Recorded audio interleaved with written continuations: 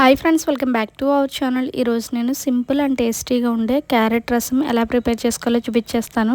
మీ ఇంట్లో ఎవరికైనా క్యారెట్ అంటే ఇష్టం లేని వాళ్ళు ఉంటే ఒక్కసారి ఇలా క్యారెట్తో రసాన్ని అయితే ట్రై చేసి పెట్టండి. చాలా టేస్టీగా ఉంటుందన్నమాట. నార్మల్గా చేసుకునే రసం కన్నా ఈ క్యారెట్ రసం అనేది చాలా టేస్టీగా ఉంటుంది. అలాగే పిల్లలకు కూడా చాలా హెల్తీ అనమాట.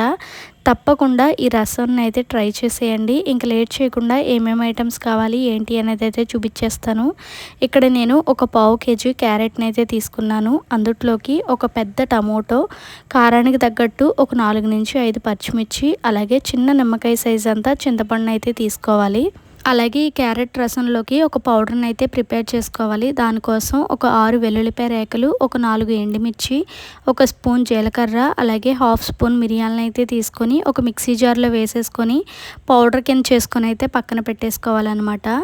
అలాగే ముందుగా మనం తీసుకున్న చింతపండును అయితే ఒక బౌల్లో వేసేసుకొని ఒక 2-3 సార్లు శుభ్రంగా క్లీన్ చేసుకొని తగినంత వాటర్ పోసుకొని చింతపండు పులుసు అనేది తీసుకొని కూడా అయితే పక్కన పెట్టేసుకోవాలి. ఇప్పుడు ఇంకా క్యారెట్ రసం ఎలా ప్రిపేర్ చేసుకోవాలో చూపించేస్తాను.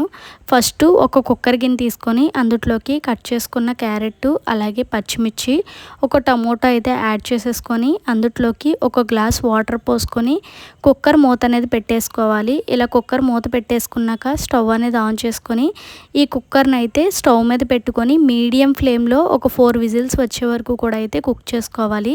4 విజిల్స్ వచ్చాక స్టవ్ అనేది ఆపేసుకొని పూర్తిగా ప్రెషర్ అనేది పోయాక మూత అనేది ఓపెన్ చేసి చూస్తే క్యారెట్, అలాగే టమోటో, పచ్చిమిర్చి కూడా చక్కగా కుక్ అయిపోతుంది. ఇప్పుడు ఒక పోపు గుత్తి తీసుకొని నేను చూపిస్తున్నట్లుగా అయితే మెదిపేసుకోవాలన్నమాట. ఈ విధంగా మెదుపుకున్నాక అందులోకి ఒక గ్లాస్ వాటర్ పోసుకొని స్టవ్ మీద పెట్టుకొని ఒక 2 మినిట్స్ పాటు అయితే కుక్ చేసుకోవాలి. ఇలా కుక్ అవుతున్నప్పుడు అందులోకి ముందుగా మనం తీసి పెట్టుకున్న చింతపండు రసాన్ని అయితే యాడ్ చేసుకోవాలి.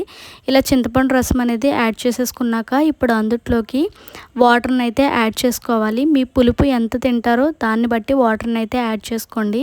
ఇలా వాటర్ అనేది వేసేసుకున్నాక ఇప్పుడు అందులోకి ఒక 2 రెమ్మల కరివేపాకు కూడా అయితే యాడ్ చేసేసుకొని ఒకసారి అయితే గరిటెతో బాగా మిక్స్ చేసేసుకోవాలి. ఇలా మిక్స్ చేసేసుకున్నాక ఇప్పుడు అందులోకి చిటికెడు పసుపు, అలాగే ఒక స్పూన్ కారం, రుచికి సరిపడినట్టు ఉప్పునైతే యాడ్ చేసుకుంటున్నాను. ఇలా అన్నీ వేసేసుకున్నాక ఒకసారి గరిటెతో బాగా మిక్స్ చేసేసుకొని మీడియం ఫ్లేమ్లోనే ఒక 2 పొంగులు వచ్చే వరకు కూడా అయితే మరిగించుకోవాలన్నమాట. ఒక 5 మినిట్స్కి చూస్తే రసం అనేది ఈ విధంగా బాయిల్ అవుతుంది. ఇప్పుడు అందులోకి ముందుగా మనం పౌడర్ చేసి పెట్టుకున్న జీలకర్ర, వెల్లుల్లిపాయ, ఎండుమిర్చి, అలాగే మిరియాల పౌడర్ని అయితే ఇందులో యాడ్ చేసేసుకోవాలి. మనకి రసంలోకి మెయిన్గా ఈ పౌడర్ అనేది మంచి టేస్ట్ ఇస్తుందన్నమాట. ఈ పౌడర్ వేయడం మాత్రం అస్సలు స్కిప్ చేయకండి. ఇలా వేసుకుంటే చాలా టేస్టీగా అయితే ఉంటుంది. ఇలా పౌడర్ అనేది వేసేసుకున్నాక ఒకసారి గరిటెతో బాగా మిక్స్ చేసేసుకొని రసం అనేది బాగా బాయిల్ అయ్యే వరకు కూడా అయితే కుక్ చేసుకోవాలన్నమాట. ఎప్పుడైనా రసం కానీ పప్పుచారు కానీ పెట్టుకున్నప్పుడు ఎంత బాగా మరిగితే అంత టేస్ట్ అనేది అయితే వస్తుంది.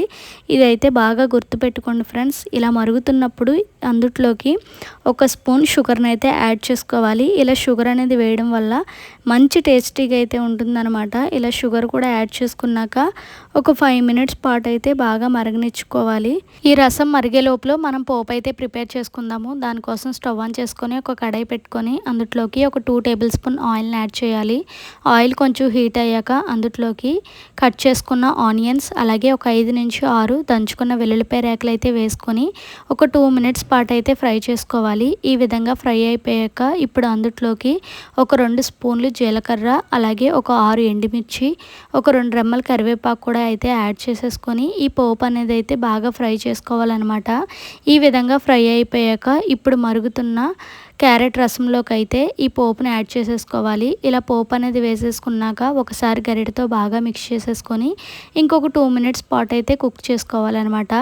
ఇలా కుక్ అయ్యాక స్టవ్ అనేది ఆపేసుకొని కొత్తిమీరతో గార్నిష్ చేసేసుకొని వేడివేడి అన్నంలోకి సర్వ్ చేసేసుకుంటే ఎంతో టేస్టీగా ఉండే క్యారెట్ రసం అయితే రెడీ ఫ్రెండ్స్. టేస్ట్ అయితే మాత్రం నెక్స్ట్ లెవెల్లో అయితే ఉంటుంది. తప్పకుండా మీరు ఈ రసాన్ని అయితే ట్రై చేయండి. ట్రై చేసి ఎలా వచ్చింది ఏంటి అనేది నాకు కింద కామెంట్ సెక్షన్లో అయితే కామెంట్ చేసేయండి.